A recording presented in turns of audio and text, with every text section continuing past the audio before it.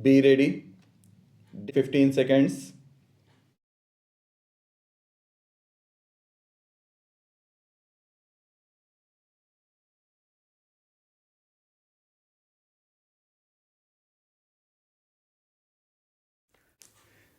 At the outset, I should like to state that we are not able to understand some of the secrets of the railway board and the policy which they are following.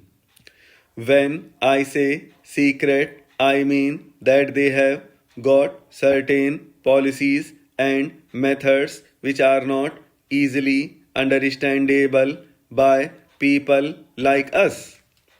There is no proper organization through which the ordinary railway laborers and their associations could represent their grievances. The Honorable Minister was pleased to say the other day that there is the Railwaymen's Federation. But I must tell him that the practical difficulty of all the unions in the railways is that they are not able to push their case through the Railwaymen's Federation. Another thing I would like to point out is that when representations are made to the Honorable Railway Minister or the Railway Board, in many cases we get a suitable reply, and as far as I have seen, we do get a suitable reply, but that is all. I would request the Honorable Minister to see that their cases are properly considered and something is done to them. The other day, I represented to the Honorable Minister and also the Railway Board the case of the sanitary inspectors. They are classified as supervisory staff. Prior to 3rd May 1948, they were given upper class passes like other officers. But since that day, all of a sudden, the upper class passes have been stopped for these people. We do not understand why this discrimination should have been made against these sanitary inspectors.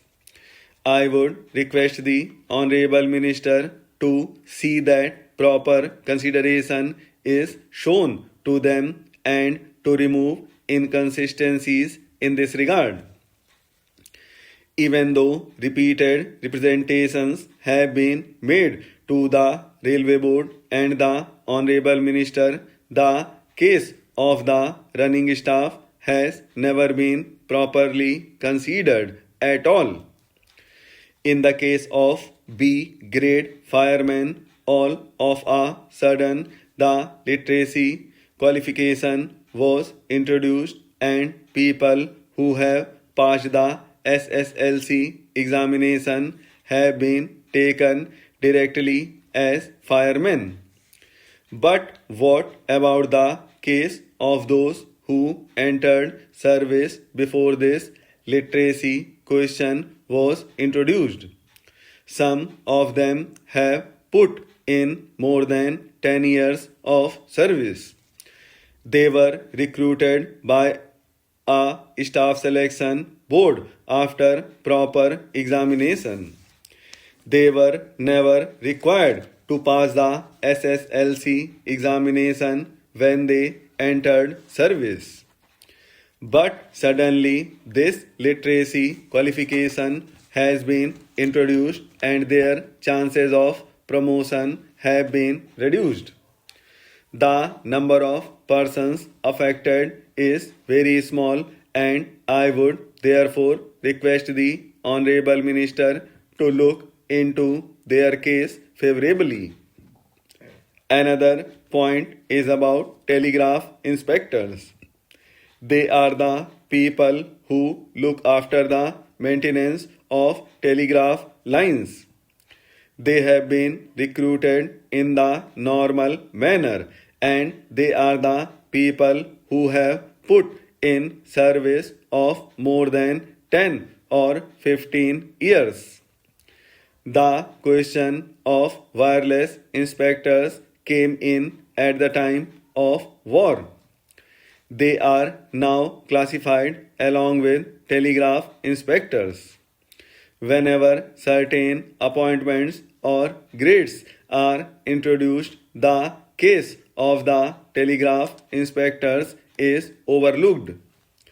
The wireless inspectors, who are called communication inspectors, at present came into the picture only at the time of war. Now, what happens is that the telegraph inspectors who have put in a service of more than 10 or 15 years and who look after the work which was used to be done by the wireless inspectors are neglected and overlooked. I hope their cases will receive the deepest consideration of government and a proper solution will be found. I now come to the grievances of travelling ticket examiners. Representations were made by them that they should be classified as running staff. They are not sitting staff. They have been representing that they should be classified as running staff along with drivers and firemen. Their cases have also been overlooked. It is a small case and the railway board can easily understand it if only they have a mind to look into the matter. There are ever so many things, but I do not want to mention them all. I do not understand the secrets of the delay. According to the railway board, delay means 10 years. That is the minimum. I am not exaggerating. I shall give you an example. An estimate for constructing an overbridge was sanctioned 10 years ago. Nobody came there. I requested the Honorable Deputy Minister to visit that place. He was pleased to visit it. I must thank the Honorable Deputy Minister on behalf of my constituency. What happens is that we cannot be taking the Honorable Railway Minister or the Honorable Deputy Minister to each and every place where a work has to be executed. This is another point which I want the Railway Ministry as well as the Railway Board to bear in mind. People are nowadays afraid of travelling in aeroplanes, but I think that a reference to the volume of paper supplied to us will show that accidents to trains are increasing day by day.